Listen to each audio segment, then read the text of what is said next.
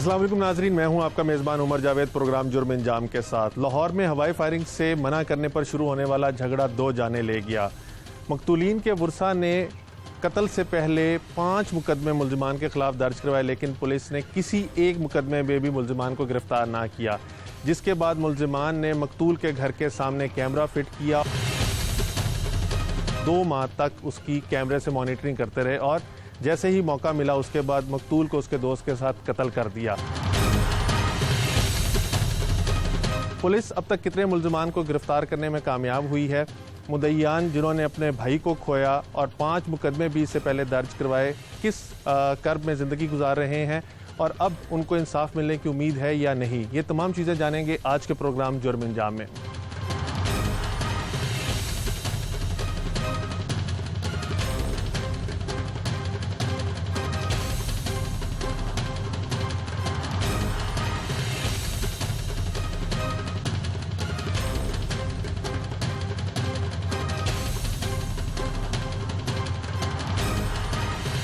अवाम में बर्दाश्त करने का मादा जो है वो ख़त्म होता जा रहा है और छोटी छोटी बात के ऊपर लड़ाई झगड़ा जो है वो इतना इस हद तक पहुंच जाता है, इस नहज तक पहुंच जाता है कि किसी की जान लेने से भी लोग जो है वो नहीं कतराते। इसी किस्म का एक वाक़या मुगलपुरा के इलाके में भी पेश आया, जहां पर सुबह फजर के टाइम हवाई फायरिंग से रोकने पर झगड़ा हुआ 2 पार्टियों के दरमियान और उसके अंदर अब तक 2 अफराद जो हैं वो कत्ल हो चुके हैं।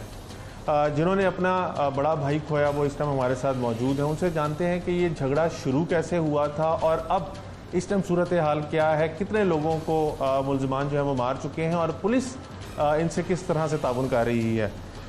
मोहतरम, एक तो आप अपना नाम बताइएगा। मोहम्मद शाहिद नाम है। शाहिद, ये क्या वाक़या था जिसके अंदर आपके भाई और उनके दोस्त को कत्ल किया गया? ये रोड पे फायरिंग करते थे आते जाते, भाई ने इन्हें मना किया। एक दिन मगरिब का टाइम था, नमाजी अंदर नमाज़ पढ़ने के लिए जा रहे हैं, जब इन्होंने फायर किया वो दीवार के साथ लग गए डर के। फिर भाई ने इनको मना किया भी अब अगर आपने इधर फायरिंग की फिर मैं आपकी जो है कॉल करूँगा, मैं आपको पकड़वा दूँगा। इन्होंने कुछ दिनों बाद ही जो है 3 दिन गुजरे होंगे, भाई को बाहर फायर मारे, 7 फायर लगे हैं। ये वाक़या कब का है? 2017 का, 11/8/2017 को भाई को फायर लगे, हम एमरजेंसी सर्विस ले गए। यानी 2017 में पहली दफ़ा आपके भाई ने 7 फायर लगे भाई, मुल्जिमान को रोका कि वो नमाज के टाइम हवाई फायरिंग ना किया करें और उन्होंने इनके ऊपर फायरिंग कर दी और इनको 7 फायर लगे। 7 फायर लगे, जान जाने से बच गई। 2 साल 4 भाई पे लेटे रहे हैं। अभी 4 माह हुए थे, 4-5 माह हुए थे, चलना शुरू हुए थे। अब 2020 में उनका मर्डर कर दिया उधर अनवर जाट और चबेल ने। जबकि ये जो जुवेद भट्ट, जिसे भाई ने मना किया था फायरिंग से, जुवेद भट्ट ने तकिए में बैठ के, ये जो चन्न है आपको अभी बताया ना, नंबरदार जो है इधर, चन्न की बैठक में बैठ के सारी इनकी डील हुई है।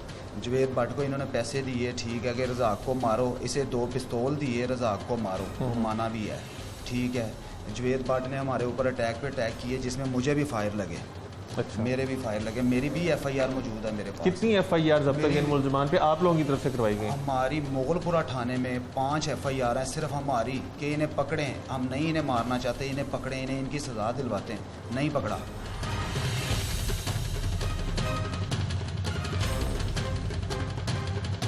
अच्छा, जब 2017 में आप लोगों, आपके भाई ने मना किया और उन्होंने आपके भाई के ऊपर फायरिंग कर दी, आप लोगों ने मुकदमा दर्ज करवाया, उसमें मुल्जिमान गिरफ्तार हुए? नहीं हुए, भाग गए, तब के इश्तिहारी हैं। अब इन्होंने जब भाई का मर्डर किया है ना, तो ये CIA ने पकड़े हैं। आपके भाई का मर्डर कब हुआ और कहाँ पे हुआ? ये सलामतपुरे हुआ, बुचड़ मोहल्ले। अच्छा। डेरी वाला रोड है उधर हुआ। उधर उनकी साहब बीवी थी, बच्चों को मिलने कभी कभी जाते थे, बच्चों को मिल के वापिस आ रहे थे, गली में मर्डर कर दिया इन्होंने।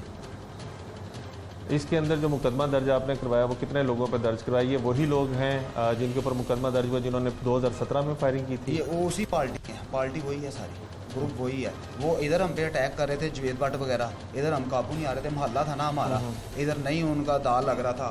उधर से अनवर जट और ये जो आज़म चबेल है, इन्होंने इनके साथ राब्ते में रह के, ये जो असलम चन्न है तकिए में जो रहता है नंबरदारों का, इन्होंने आपस में मिली भगत में उधर अटैक करवाया गया। उधर तो जान पहचान कोई नहीं है, उधर तो किसी ने आना जाना नहीं, रज़ाक ने अकेले नहीं आना है। तो बदकिस्मती उस दिन मेरी तारीख थी ऐवान अदल में, मैं 324 की, ये जो भाई को फायर मारे यही तारीख पे गया हुआ था। मेरे साथ फ़ोन पे रब्ता हुआ, मैंने इन्हें कहा है कि मैं आ जाऊँ आपको लेने, कह रहे नहीं हालात नहीं बाहर ठीक, उन्हें पता ना मामला नहीं ठीक, आप सीधे घर जाओ। मैं घर आता हूँ, मैं सीधा घर आ गया हूँ। उसके बाद मुझे कुछ 1.5 घंटा नहीं गुजरता, उधर से फ़ोन आ जाता है, वही नीलम किरण जो भाभी आपको बताया साथ का। उन्होंने कहा तेरे भाई का झगड़ा हुआ, उसे फायर लग गया। मैं कहा यार उसका तो पहले ही बुरा हाल था, वो तो 2 कदम भाग नहीं सकता था, उसके साथ क्यों झगड़ा किसने किया?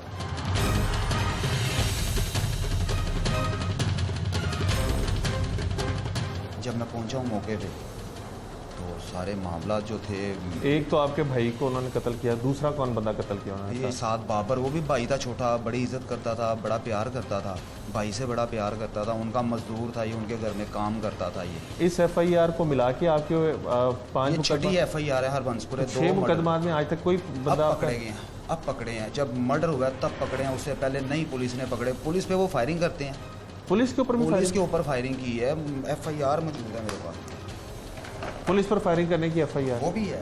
अच्छा। वो भी दिखाता हूँ, ये आ गई। तो ये लोग इतने बासर कैसे हैं इस इलाके के अंदर? कोई और 2017 की ये लिखा हुआ है, हर लिहाज से गुनाहगार पाया जा रहा है। कोई और इलाके का बंदा इनके खिलाफ कभी नहीं उठा?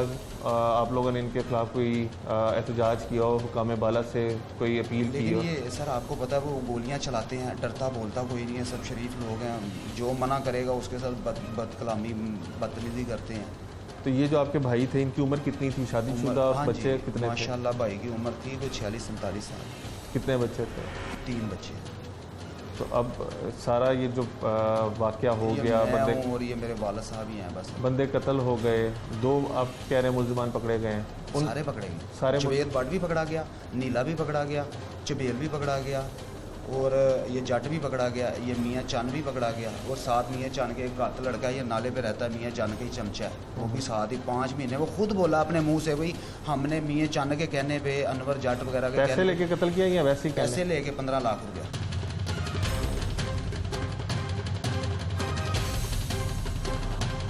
आपके भाई को मारने के लिए 15 लाख रुपए लिया? इधर जवेद भट्ट को अलग पैसे दिए, अलग वैसे पिस्तौल 2 दिए, उधर अनवर जट तो वगैरह जिन बंदों ने कत्ल किया उन बंदों को आप जानते थे? नहीं, हमें नहीं पता था, वो तो बाहर से हमारी लड़ाई में इन्वॉल्व हुए ना, ये चबेल जो हैं।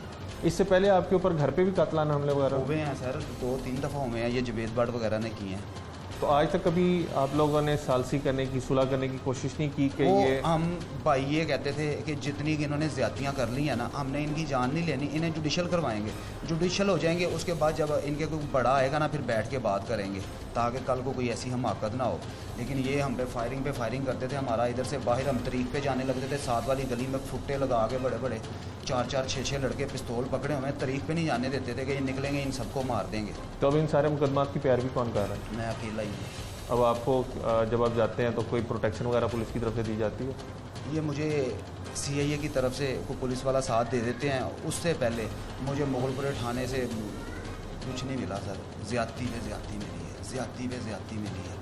हरबंसपुरा गए हैं, वो सारे मुलज़म बेगुनाह कर रहे थे, सबसे पैसे खाए इजाज़ खान है, मैं सीधी बात करूँगा, ठीक है। और भाई इजाज़ खान हमें- कौन है? सब इंस्पेक्टर तफ्तीशी 302 जो हमारी तफ्तीश कर रहा अच्छा। था, ठीक है। ये हमारे ऊपर अल्लाह ताला ने कोई करम किया है, अल्लाह ताला ने करम किया है, किसी ने नहीं किया हम पे करम, ना हरबंसपुरे ने ना मुगलपुरे ने, अल्लाह ताला ने करम किया है। और कहते हैं ना हीला करो तो वसीला बन जाता है। तो दूसरा अहमद डोगर साहब, अल्लाह ताला उनका घर जन्नतों में करे, अल्लाह पाक उनके गुनाह माफ़ करे, उन्होंने हमारे साथ नेकी की है, हमारे मुलज़म पकड़े हैं सिर्फ अहमद डोगर साहब। बाकी हमें किसी ने जो है ना अभी तक हमारी 7-8 साल की इस जंग में अहमद डोगर साहब की जैसा कोई अफसर नहीं मिला।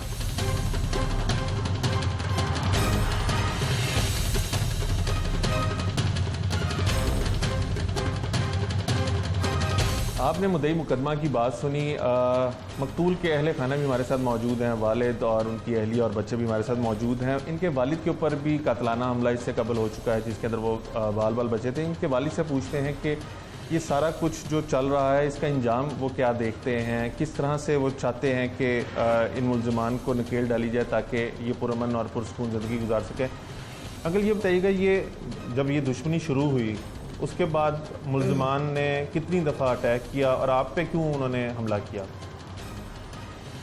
मुझे तो ये भी नहीं पता था कि उन्होंने आके हमारे दरवाजे पे गोली चलानी है। मैं तो अचानक 4 बजे उठा नमाज़ पढ़ने के लिए सुबह। तो मैं वज़ू करने लगा, उन्होंने गोलियां चलानी शुरू कर दी। हमारा दरवाज़ा भी उन्होंने तोड़ दिया गोलियां मार के, और मैं वहीं का वहीं जाम होके रह गया। अच्छा, अभी तक वो खौफ मेरे ज़हन में चल रहा है। नमाज़ पढ़ने जाते हैं अब आप? हाँ जी, लेकिन अब नहीं मैं जा रहा। मेरे से 4 बजे मैं बाहर जा ही नहीं सकता, मुझे डर लगता है। और मैं पता नहीं कैसे बच गया, ये तो अल्लाह ताला ने मुझे बचा लिया। वो बेटा ना मुझे पकड़ता तो शायद मुझे को गोली लग जाती। ये मुलजमान इतने बाअसर हैं कि इतनी दफ़ा आप लोगों के ऊपर उन्होंने हमला ये किया है। हमारे बाहर हमारी गली में जी बिला नागा फायरिंग अभी मस्जिद भी? के आगे। हाँ जी, ये अभी ये थोड़ा अरसा हुआ है कि नहीं हुई, ये तो पहले डेली होती।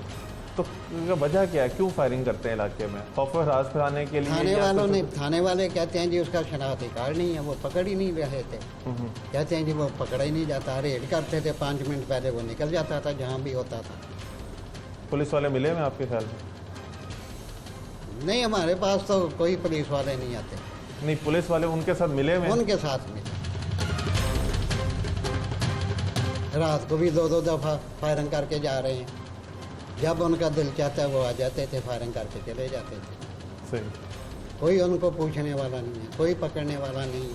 3 साल वो मफरूर है जुवेद भाई, लेकिन वो पुलिस वाले कहते हैं जी वो पकड़ा ही नहीं जा रहा। बड़ा बेटा आपका कत्ल कर दिया, छोटे बेटे को कत्ल करने की कोशिश कर रहे हैं। धमकियाँ दे रहे हैं, वो कह रहे हैं कि ये घर से ना निकले वरना इसकी जान को भी खतरा हो सकता है। तो क्या करेगा गरीब आदमी, रोज़ी कमाने के लिए जाएगा। हम घर में बैठ के कहाँ, कौन हमें खाने के लिए देगा? जी हमें बाहर तो निकलना पड़ेगा, लेकिन ये खतरे तो हैं हमारे लिए, लेकिन इनको दूर करना हुकूमत का फर्ज है। कभी आपके जहन में ख्याल आया जिस तरह से वो आप लोगों को मारने की कोशिश कर रहे हैं, आप लोग भी बदला लें? नहीं, हमारा बदला लेने की कोई, ना हमने को बदला लेना है किसी से, ना हमने किसी को मारना है। मारना होता तो हम पहले ही मार देते। जी हम तो सिर्फ ये कानूनी कार्रवाई चाहते थे कि कानूनी कार्रवाई में उनको सज़ा दिलाई जाए, लेकिन वो उनको हुई नहीं है, किसी ने पकड़ा ही नहीं है। 3 साल वो इश्तेहार ही रहा, 3 साल में वो पकड़ा ही नहीं गया। सही।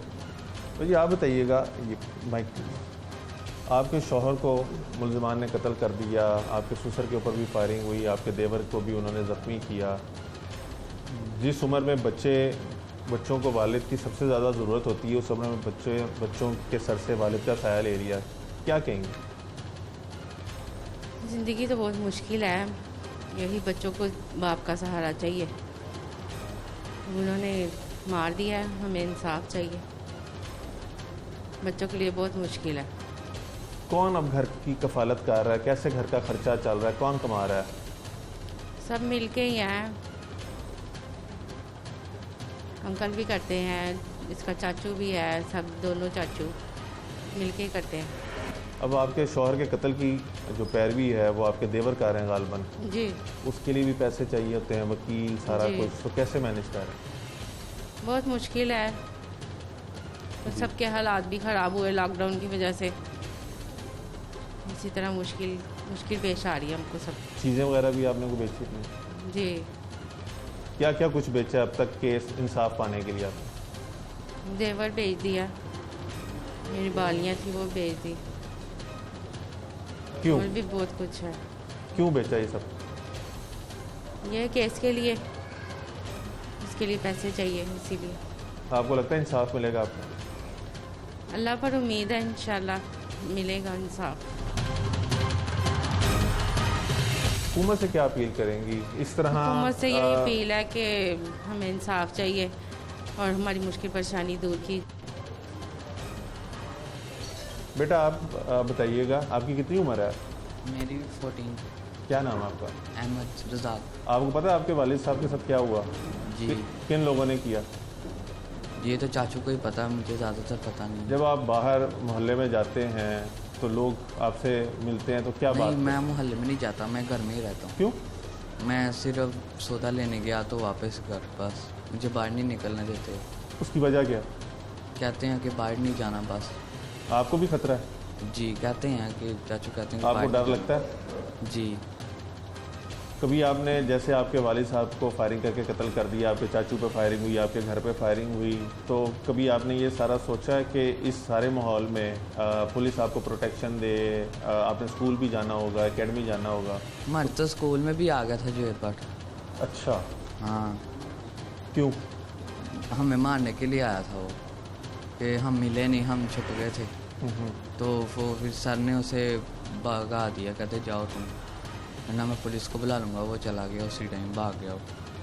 तो पुलिस को ये बात आप लोगों ने बताई? जी। फिर क्या हुआ?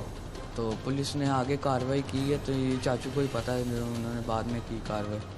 तो आपके बहन भाई भी उसी स्कूल में पढ़ते हैं? जी। तब आप लोग स्कूल जाते हैं? यानी अभी तो छुट्टियां हो गई, छुट्टियों से पहले जाते थे स्कूल आप? हाँ, छोड़ दिया था उसी टाइम। अच्छा, आपने अब स्कूल जाना भी छोड़ दिया? जी।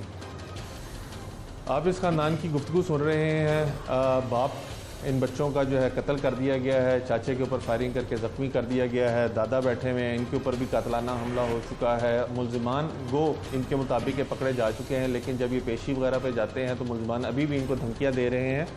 और हैरानगी की बात है कि लाहौर के वस्त में वाक़ थाना है, थाना मुगलपुरा, जहाँ पर मुल्ज़िमान के ख़िलाफ़ अब से पहले 5 मुकदमा दर्ज हो चुके हुए थे। छठा इस बच्चा जिससे गुफ्तगू कर रहे थे, इसके वालिद के कत्ल का छठा मुकदमा दर्ज हुआ है। लेकिन उसके बावजूद पुलिस ने बंदा मरने का इंतज़ार किया कि बंदा मर जाए तो उसके बाद कार्रवाई की जाए, और जब बंदा मार दिया मुल्ज़िमान ने, उसके बाद मुल्ज़िमान को पकड़ा है। और अब मुल्ज़िमान अंदर से धमकियां दे रहे हैं, क्योंकि इनके माशी हालात भी इतने अच्छे नहीं हैं। इनको अपना, जैसे आपने सुना कि मकतूल की अहलिया का कहना है कि वो अपना जेवर बेच के केस की पैरवी करने के लिए पैसे जो है अपने देवर को दे रही हैं, और मुल्ज़िमान अभी भी धमकियां दे रहे हैं कि उन्होंने बाहर आना है और फिर आप बाहर आके देख लेंगे।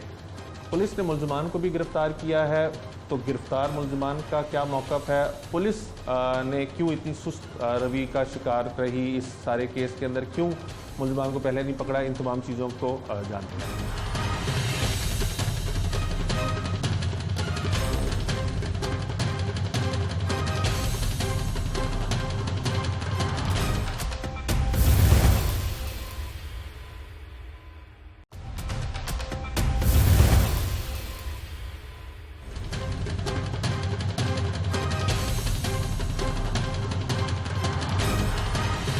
सीआईए गाज़ियाबाद के पास कुछ अर्सा कबल भी ऐसे केसेस आए थे जिसके अंदर दुश्मनों ने अपने मुखालफिन को शूटर्स के ज़रिए कत्ल करवाया था, और उसके एवज़ उनको भारी मुआवजे भी दिए थे। इस तरह ये भी वाक़या इसी डिवीज़न के अंदर पेश आया, जहां पर मुल्ज़िमान ने 15 लाख रुपए के एवज़, जो मुद्दईयों का क्लेम है कि 15 लाख रुपए के एवज़ उसके सगे भाई को कत्ल करवाया और उसके दोस्त को कत्ल करवाया है। सीआईए गाज़ियाबाद डीएसपी जावेद हुसैन ने मुल्ज़िमान को गिरफ़्तार किया। इनसे हम जानने की कोशिश करेंगे कि क्यों इस तरह के वाक़यात जो है बढ़ते जा रहे हैं। जावेद साहब, एक तो वक्त के लिए शुक्रिया। कुछ अर्सा कबल आपके पास हम आए, प्रोग्राम किया जिसके अंदर आपने शूटर्स को पकड़ा हुआ था, जिन्होंने एक ने सगियाँ के ऊपर 2 बंदों को कत्ल किया और फिर बाटापुर में एक शख्स को कत्ल किया। उसके अंदर भी यही हमारी बात हुई कि ये लोग शूटर्स जो हैं कहाँ से हायर किए जा रहे हैं और क्यों दुश्मनियों को कंट्रोलिंग किया जा रहा। आज जिस प्रोग्राम में हम जिस केस की बात कर रहे हैं, उसके अंदर भी इब्तदाई तौर पर जो मुद्दई हैं वो ये इल्ज़ाम आयद करते हैं कि मुल्ज़िमान ने, जिनके साथ उनका झगड़ा हुआ, उन्होंने 15 लाख के एवज़ इनके भाई को कत्ल कराया। इसमें कितनी सदाकत है सर? बिस्मिल्लाहिर्रहमानिर्रहीम। जैसे उमर साहब आपने पहले अभी फरमाया, बात यह है कि शूटर्स का ट्रेंड कुछ अर्सा से आपने देखा कि लाहौर में निस्बतन कुछ ज़्यादा हो गया। वजह यह है कि जो लोग हैं जिनकी पुरानी दुश्मनियाँ होती हैं, वो मुकदमाबाजी में ये बातें अस्यूम करते हैं और समझते हैं कि अगर हम शूटर्स को हायर करेंगे और ख़ुद किसी साइड पे बैठ के इस तरह का इंसिडेंट करवाएंगे तो शायद हमें उसमें सज़ा कम मिलेगी और दुश्मन का जो है वो हम नुकसान भी करने में कामयाब हो जाएंगे। सेम पहले भी इस तरह सीआईए पुलिस ने, जैसे आपको पता है, कुछ अर्सा पहले इस तरह के मुकदमात को सारों को एक वर्ग करके तो सारे की कंप्रोमाइज़ करवाने की कोशिश की, पुरानी दुश्मनियाँ ख़त्म करवाने की कोशिश की, ताकि ये इस तरह के शूटर्स जो हैं उनको उनके ज़रिए अगर ये जो होने वाले इंसिडेंट है उनको मिनिमाइज़ किया जा सके, क्योंकि नॉर्मली शूटर्स पुरानी दुश्मनियों में ही इस्तेमाल किए जाते हैं। इस मुकदमे में भी आप देखिए, एक लड़का आज़म है जिसने वो पहले 2 दफ़ा जेल में गया, एक दफ़ा भी मर्डर करके गया, फिर दूसरी दफ़ा करके गया, तो वो ज़ाहिर उसके लिए जेल में जाना आना निस्बतन आम बंदे की निस्बत वो यूज्ड होता। इस मुकदमे में भी उसको इन्होंने अप्रोच किया और चूँकि वो पहले इस प्रोसेस से गुज़र चुका था तो उसने बिला हिल हुज्जत इस बात पे राज़ी हो गया कि जी ठीक है, मैं ये इंसिडेंट करूँगा। बड़ा अब ये अनफॉर्चुनेट है कि एक बंदा पहले भी 2 दफ़ा मर्डर करके गया है, इसी सोसाइटी में फिर रहा है, यहीं पे आके दोबारा सौदा कर रहा है और यहाँ पे आके वो, क्योंकि उसकी डायरेक्ट इन मकतूलीन के साथ कोई दुश्मनी नहीं है। तो अब जब उनकी दुश्मनी किसी की नहीं है तो कोई आम बंदा, जाहिर है अगर उसने कुछ गेन ना किया हो तो वो बंदा तो नहीं मारेगा ना, जिसकी दुश्मनी थी। अब इसमें जो मेन बंदा था जिसका ये इशू था, अनवर, जिसने ये सारा प्लान किया, उसने इसको रैकी करवाई मुख्तलिफ अंदाज से, पहले लोगों को हायर किया। जिस तरह एक लड़का इसमें और ऐसा लड़का था जो इसके घर के बाहर काफ़ी देर मकतूल के घर के बाहर बैठ के तो रैकी शकी करता रहा, दिन को आना शाम को बैठे रहना। जज साहब, अगर हम इस केस की बात करें, ये दुश्मनी 2017 में शुरू हुई है, वजह एनात क्या थी? और दुश्मनी इनके बकौल जो मुद्दईयान हैं उनके बकौल पहले 5 मुकदमे दर्ज हो चुके हैं, ये 6ठा मुकदमा दर्ज हुआ है कत्ल का। इससे पहले अटैम्प्ट टू मर्डर है, फायरिंग है, खौफ हरास, ये तमाम दफात के तहत ये 6ठा मुकदमा है। वजह एनात क्या थी?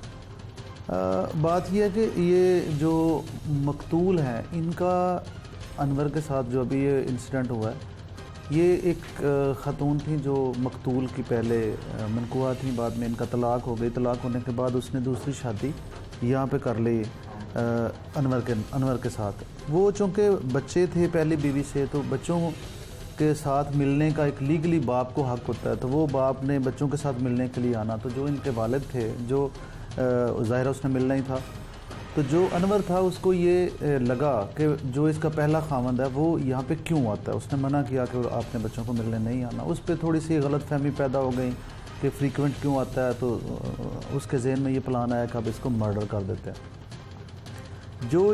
जो मकतूल था, इनका अपने मोहल्ले में भी पहले भी दुश्मनी चल रही थी। वो पहले एक मर्डर हुआ, उसमें वो एक लड़का इनका जावेद नाम का लड़का पीओ हो गया, वो 2 साल पीओ रहा। मकतूल का जो ख़ानदान था, इन पे भी एलिजिडली कोई फायरिंग वगैरह के इल्ज़ामात लगे। वो इनकी अलग से एक दुश्मनी अलग से चल रही थी। ये शादी, जब इसने अपनी बीवी को तलाक दी, वो दूसरी जगह उसकी शादी हुई, तो वो जो बंदा था, जो दूसरा खामन था उसके जहन में अलग से एक दुश्मनी की फ़ज़ा पैदा हो गई। तो ये दोनों मिक्सअप हो गए, उसको ये वर्क करने में फिर आसानी हो गई, क्योंकि ऑलरेडी इसकी दुश्मनी अपने मोहल्ले में भी थी। इन्होंने रैकी कैसे की? ये रैकी इन्होंने बड़ा, इसमें आप हैरान होंगे कि ये इन्होंने जब जिस बंदे को, आज़म नाम के बंदे के साथ इसने शूटर के तौर पे जब रब्ता किया सारा, तो उसने एक प्लान बनाया कि इसको जो हम आम लोगों के ज़रिए रैकी करवाएं तो ये पता चल सकता है कि एक बंदा जो है वो रैकी कर रहा है घर की। तो ये गए वहाँ से, इन्होंने वहाँ पे एक आईपी कैमरा लिया, उसके साथ एक 12 वोल्ट की बैटरी अटैच की, और जो मकतूल का घर था उसके सामने एक वीरान हवेली थी। उस वीरान हवेली के अंदर इन्होंने घड़ा खोद के उस बैटरी को उसके अंदर छुपा दिया। वायर जो थी, इन्होंने जो दीवार थी उस हवेली की, उसको खुर्च के वायर उसके साथ साथ ऊपर ले गए, और जो सिर्फ उसका व्यू करने के लिए सेंसर था, कैमरा था, उस हिस्से को छोड़ के बाकी तमाम इन्होंने दीवार में छुपा दिया। वो जो बैटरी थी उसका बैकअप था 22 दिन। इन्होंने बड़ा ऑर्गेनाइज तरीके से पहले इस पर प्रॉपर वर्किंग की कि उसकी रैकी 100% राउंड दी क्लॉक कैसे की जा सकती है। फिर जब ये सारा इन्होंने इस वहाँ पे इंस्टॉल किया, रात को 6 घंटे इनको लगे वो कैमरा इंस्टॉल करने में। इसके बाद इन्होंने मोबाइल पे व्यू करने के लिए एक और बंदा था जिसको ये 500 रुपया पर डे देना शुरू हो गए कि वो मोबाइल पे हर लम्हे व्यू करे कि ये बंदा अगर घर में आता है या निकलता है, चूँकि वो रोज़ाना घर पे नहीं था। तो ये फिर कुछ दिनों के बाद जब वो घर पे आया तो इन्होंने कैमरे के ज़रिए उसको व्यू किया, और फिर इन्होंने उसको 100% इंश्योर करने के लिए एक बंदे को भी वहाँ पे भेजा, रैकी करवाई। तो ये बड़ा मतलब इन्होंने, आप समझिए कि टेक्नोलॉजी का मिस यूज़ ऑफ जो टेक्नोलॉजी है, ये इंसान के दिमाग के साथ ज़ाहिर लिंक है। अब पुलिस ने कितने मुल्ज़िमान को गिरफ्तार किया? नामजद कितने हैं और उसमें नाम मालूम कितने? अब जो पुलिस है, इसमें पुलिस ने तमाम मुल्ज़िमान जो इसमें वकूए में शामिल थे, जिसने ये कैमरा ख़रीदा, जिसने ये फायर मारे, जिसने ये रैकी की, सब के सब मुल्ज़िमान को पुलिस ने गिरफ़्तार किया। और अब अदालत ज़ाहिर है इनको इंशाअल्लाह ताला मैक्सिमम। जो मुद्दई है इस मुकदमे का, उसका छोटा भाई मकतूल का, वो कहता है कि मुल्ज़िमान जावेद वगैरह जो हैं अभी भी उसको धमकियां दे रहे हैं और कत्ल करने की और केस की पैरवी रोकने का कह रहे हैं। तो इस हवाले से पुलिस क्या कर रही है? जावेद वगैरह जो मुल्ज़िमान थे, ये वो मुल्ज़िम हैं जो जिनके साथ इनकी पहले दुश्मनी थी, और ये इस मुकदमे में ये नामजद भी हुए। वो अब जेल में भी चला गया, जावेद भी जेल में है। जेल में जाके इंसान अगर किसी को धमकियां दे, जाहिर है उसके लिए फ़ोरम अवेलेबल है, वो अगर हम मूव करें एप्लीकेशन, इंशाल्लाह उस पर भी कार्रवाई होगी। लेकिन पुलिस ने देखिए इस इंसिडेंट में किसी एक चीज़ को अनअटेंडेड नहीं छोड़ा, हर बंदे को गिरफ्तार किया, उसको जेल भेजा जो इसमें रिस्पॉन्सिबल था, जो जिम्मेदार था और या किसी न किसी हद तक शामिल था। मकतूल के बुरसा कहते हैं कि पहले 5 मुकदमों में अगर पुलिस ने मुलजिमों को पकड़ लिया होता तो ये कत्ल तक नौबत ही ना आती। तो आप समझते हैं कि पुलिस की कहीं पे नेग्लिजेंसी है कि पहले मुकदमों में उन्होंने संजीदगी से नहीं केस को परसू किया, जिसकी वजह से ये बंदों की जान चली गई?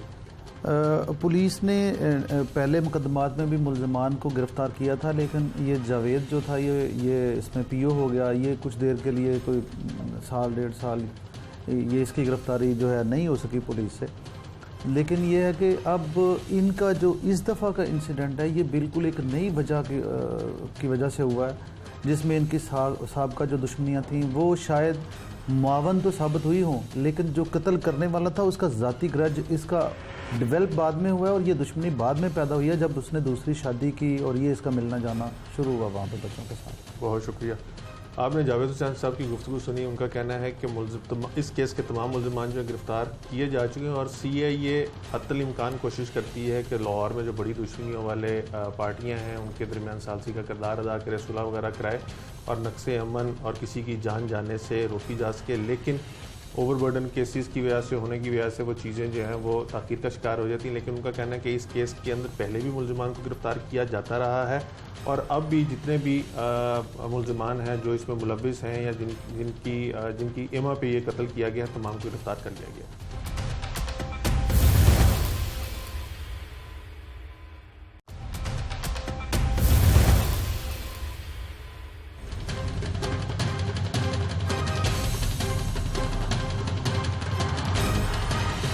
सलामतपुरा के इलाके में फायरिंग करके 2 अफराद को कत्ल करने वाला मुलजिम जो है वो CIA गाज़ियाबाद ने गिरफ़्तार किया है। मुलजिम के साथ एक और शरीक मुलजिम भी था। ये दोनों मोटरसाइकिल के ऊपर रैकी करते रहे थे। जिस तरह DSP साहब ने बताया कि इन्होंने मकतूल के घर के सामने कैमरा लगाया हुआ था और उससे इसकी रैकी करते थे और जैसे ही इनको मौका मिला वो वहाँ पर आया तो इन्होंने फायरिंग करके उसे कत्ल कर दिया। ज़ेर हिरासत जो मुलजिम है उससे जानते हैं कि उसने ये सारा कुछ क्यों किया। तुम्हारा नाम क्या है? आज़म साहब। ये दुश्मनी तुम्हारी थी रज़ाक के साथ और या किसी और की दुश्मनी थी और तुमने सिर्फ पैसे लेके कत्ल किया? अनवर जट की दुश्मनी थी रज़ाक के साथ। तो अनवर जट मेरा दोस्त था। अनवर जट ने कहा कि आप मेरा काम करो, रज़ाक और बाबर को कत्ल करना है। उन्होंने मेरी गैरत को ललकारा हुआ है, मेरा घर ख़राब किया है, तो मैं आपको 15 लाख रुपया दूँगा। तो उसने मुझे 20,000 रुपया एडवांस दिया, बकाया उसने कहा कि आपको बाद में दूंगा और 9mm का पिस्टल दिया और अनवर ने कहा कि मैं इसकी रैकी खुद करूंगा। उसने हार रोड से कैमरा ख़रीदा, अच्छा, बैटरी खरीदी और एक डिवाइस थी जो उसके मोबाइल के साथ कनेक्ट होती थी। वो रज़ाक के घर के जो है ना जिधर आता था रज़ाक उसके घर के सामने लगाया, उसको अपने मोबाइल के साथ कनेक्ट किया। वो उसके आते जाते की सारी मूवमेंट जो है वो कैमरे पे उसको मोबाइल पे दिखाई देता थे। तो इसी तरह वो रैकी करता रहा। वकुआ वाले दिन जो है उसने मुझे बताया कि आज वो घर में आए हुए हैं सलामतपुरा में। तो वो जो है ना मैं पिस्टल लेके उधर आ गया और पिस्टल उसने तुम्हें पहले दे दिया? पहले दे दिया था। अनवर जट भी था। अनवर जट ने मुझे बताया कि वो घर से निकल रहे हैं मोटरसाइकिल पे। तो मैंने जब वो घर से बाहर निकले तो अनवर के इशारे करने पर मैंने दोनों को फायर फाड़ के कत्ल कर दिया। तो अनवर ने खुद फायरिंग नहीं की? नहीं, अनवर तुम्हारे साथ ही मौके पे खड़ा रहा। तो बाबर को क्यों कत्ल किया? दुश्मनी तो रज़ाक के साथ ही, तो बाबर को क्यों कत्ल किया? वो भी साथ आता था ना मेरी पहली बीवी के घर में। नहीं, जो रज़ाक था वो तो तुम्हारी बीवी का पहले शौहर नहीं था? शौहर था ना, फिर उसने दोबारा मेरी बीवी को जो है ना तलाक दिलवा दी। अच्छा, नीलम किरण को मुझ से। तो वो उसमें बाबर का भी हाथ था। दोनों ने मिल के जो है ना मेरा तो घर तुमने पैसे किया। तो सिर्फ रज़ाक को कत्ल करने के मिले थे, तो बाबर को फिर तुमने कत्ल? मैंने ब्रेस्ट मारा इसकी ज़ाद में, वो भी आ गया। तो सिर्फ 20,000 रुपए की खातिर फिर तुमने बंदा मारा ना, बाकी पैसे तुम्हें मिल गए 14,80,000? वो वकूए के बाद फिर FIR हो गई। FIR के बाद वो नामजद था FIR में, मैं नामलूम था। तो वो इस वजह से पुलिस उसके पीछे चढ़ी हुई थी। वो भाग गया था, वो पैसे बीच में रह गए। तो तुम्हें जब ये सारी डील हो रही थी, जब तुम्हें पता, उसने कहा कि 15 लाख रुपए वो तुम्हें देगा, तो तुम्हें तब पता नहीं था कि पकड़े तो तब भी जाना था? तो फिर 15 लाख अगर पकड़े ही जाना था तो फिर 15 लाख का तुमने क्या करना था? वो हमने कहा शायद हमें ना किसी को पता चले, ना पकड़े जाएं। इससे पहले कितनी दफ़ा जेल रहे? 2 दफ़ा जेल गया। किन केसों में? डकैती के, चोरी के। बंदे मारे उसमें? नहीं। कितने कितने अरसे बाद बाहर आ जाते थे? 2 महीने बाद, 3 महीने बाद। तो ये कत्ल का जो हौसला था ये भी जेल के अंदर ही हासिल हुआ या? जेल के अंदर इस तरह के लोग काफ़ी होते हैं जो खुद ट्रेनिंग देते हैं कत्ल करने की। वो सारा बताते हैं कि किस तरह वारदातें करते हैं, किस तरह शूटिंग अच्छा। करते हैं, सब कुछ शूटर ही गए होते हैं अंदर सारे। तो अब जो पैसे तुम्हें मिलने थे जी। वो कैसे मिलेंगे, कहाँ पे हैं? बस पैसे बाहर आवांगे तो मिलेंगे। तो कब, कितने अरसे में आ जाओगे बाहर? उम्मीद ही को नहीं बाहर आऊँगी। नहीं, पहले डकैती के और चोरी के केसों में भी तो बाहर आ ही गए फौरी फौरी। वो चोरी थी, अब जो है 2 कितनी सजा काटी है? सजा 6 माह, साल। अब तुम्हें उम्मीद नहीं कि तुम बाहर आओगे? नहीं, मुझे नहीं। और उससे तुम्हारा राब्ता हुआ जो किससे? तुम्हारा साथी मुलजिम है? वो भी मेरे साथ जेल में है। आप मुलजिमान की गुफ्तगू सुन रहे हैं कि 15 लाख की लालच के अंदर इसने कत्ल कर दिया। बीच में इसकी अपनी भी कुछ खलिश थी दिल में, इसने रखी हुई रज़ाक के साथ और बाबर के साथ। और जब इसको मुलजिमान ने कहा कि ये इसे 15 लाख रुपए देंगे और बंदा मार दे, तो आप देखें कि इन लोगों की हिम्मत कितनी है कि चंद लाख, इससे कबल हमने जितने प्रोग्राम किए उसके अंदर तो चंद हज़ार के ऊपर बंदे को मारा जा रहा है, लेकिन इसने भी 15 लाख की डील की, लेकिन 20,000 रुपया लेने के बाद 2 बंदों को मार दिया। और अब इसका कहना है कि इसको उम्मीद नहीं है बाहर आने की, लेकिन आपने जैसे सुना इसका बैक रिकॉर्ड भी है, ये पहले भी जेल गया है और वहाँ पर जाके भी डकैती और चोरी के मुकदमात में गया और कुछ अरसे के बाद बाहर आ गया। अभी भी इसके दिल में कहीं ना कहीं इसको ये यकीन है कि ये बाहर आ जाएगा। और इस तरह के शूटर जो हैं लाहौर में बहुत ज़्यादा तादाद में जो है वो मौजूद हैं, और तकरीबन तमाम कत्ल के केसेस जो हैं उनकी जब तफ्तीश की जाती है उसके अंदर शूटर्स ही आ रहे हैं। जो लाहौर पुलिस के लिए लम्हा फिक्रिया है कि या तो उनकी जराइम पेशा अफराद के ऊपर ग्रिप कमज़ोर होती जा रही है, या वो काम की तरफ तवज्जो नहीं दे रहे। जो इस किस्म के शूटर्स जिनको बैरून मुल्क और अंदरून मुल्क से ऑपरेट किया जा रहा है वो बहुत बड़ी तादाद में सामने आ रहे हैं।